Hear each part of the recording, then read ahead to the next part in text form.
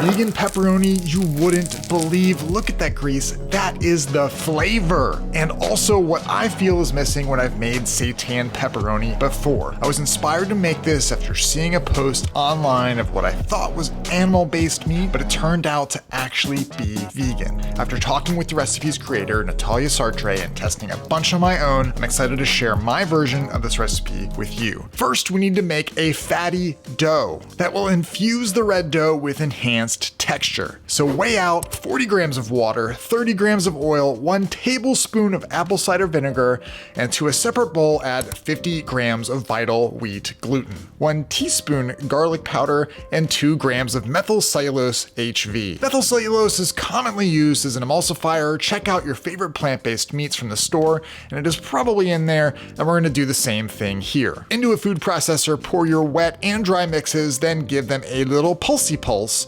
until it's all chunked up. Now you don't have to go nuts here, just make sure all of the wet and dry are combined. Grab the little bits out of the food processor and squish them back together into a dough. You can roll it around and press down to make sure you're helping the little gluten strands get back together like the end of a romantic comedy. As you can see, this is a very oily dough. It is barely holding it in. That is a good thing. That is what we want. We're replicating animal-based pepperoni, which is like 50% fat, which is why we're adding so much. You can use less if you want, but it may come out DRY, FYI. Set aside to rest while we create a red dough that will have tons of delicious seasonings and give it that pepperoni flavor. Measure out 140 grams of water, 60 grams of neutral oil, 60 grams tomato paste, 7 to 8 drops vegan red food dye. Beware, if you use a different brand, you might get a different result. And then add 1 tablespoon of apple cider vinegar.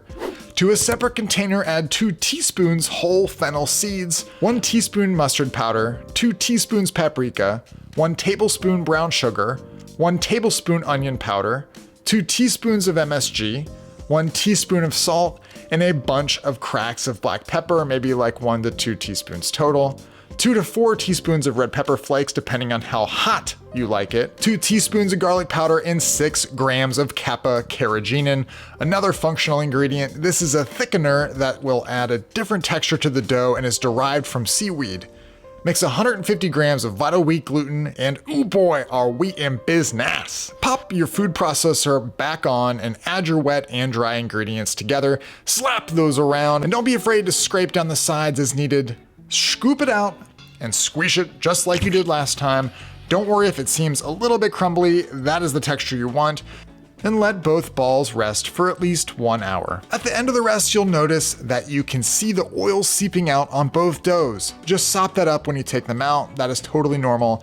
There are 4 balls here as I made a double batch while I was filming, and I recommend that you do the same too. During the rest of the red dough, that oil is getting infused with the seasonings. Bold flavor. Back at your food processor, crumble/tear in your red dough. You don't have to be too careful here, just rip it and throw it in, and then do the same with big old chunks of your white dough. Pulse that until just little bits of white dough are left. You don't want to fully destroy the white dough as you'll want some of those white specks in the final product.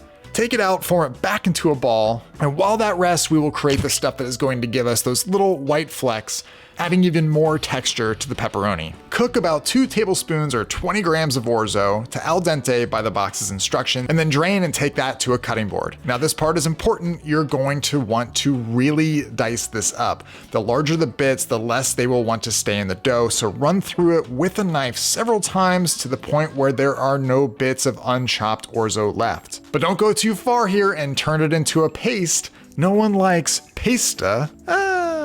Now bust out your rolling pin. I'm using a water bottle here, hydration. And then spray your cutting board with oil and roll out your dough to the thickness of about 1/2 inch. I started easily in the center here and then worked my way out to the ends, and then I turned it to the side and did a little side back and forth motion to get a nice oval about 1/2 inch thick. Now sprinkle your finely chopped orzo indiscriminately over the dough, and then use your hands to spread it around evenly, coating it fully. You'll want them to be randomly placed, but you also want them to not be clumped together, so smooth out any clusters of orzo. Then you're gonna wanna roll this up into a cylinder carefully, starting with the long side of the dough. If the dough tears off or you get a little tear in the dough, just smush it back together. Pepperoni typically has a circular grain, so this will both give us that look as well as trap our rando orzo inside.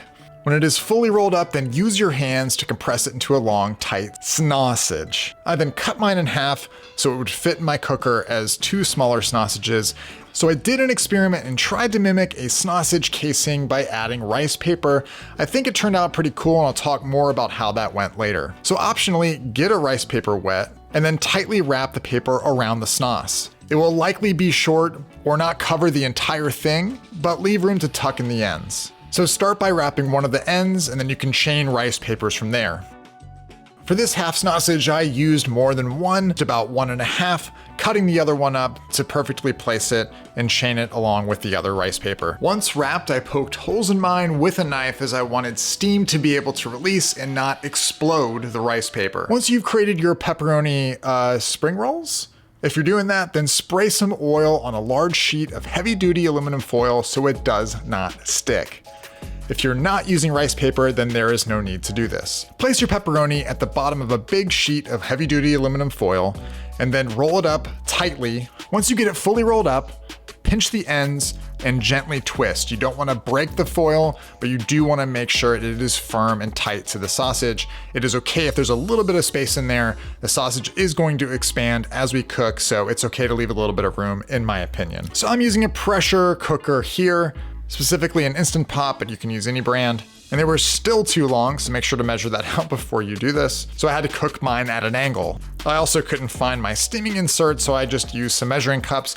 Add in 2 cups of water and pressure cook for 1 hour, or you can steam on a steamer for 2.5 hours and let them rest again for 8. Now we aren't done here, we will need to cook them a final time on the pizza to get the full effect. When I unwrapped them after the rest, I had one of the rice paper casings stick to the foil, and I think that was because I didn't spray oil on that one, as the other one was fine. So make sure that you do that if you try this method. Look, if it doesn't work out, you can always pull it off. It will still be good pepperoni. This is what we call in the business industry, low risk, high reward. Before we put them on the pizza, let's compare. I did 3 tests here, 15 gram, 60 gram, and 80 grams of oil.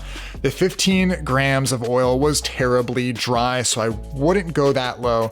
When tasting the difference between the 60 and the 80 grams, there wasn't really a noticeable difference, except for the final product with the 80 grams was a little bit more squishy to the touch. And since this is a hard sausage, I recommend going with the 60 grams of oil. After the rest, it's time to turn these into pepperoni pizza. I won't show you how to make a full dough from scratch. You can find tons of recipes for that online.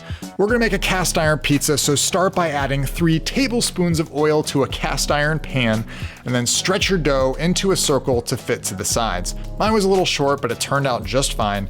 Spread on a light serving of your favorite pizza sauce.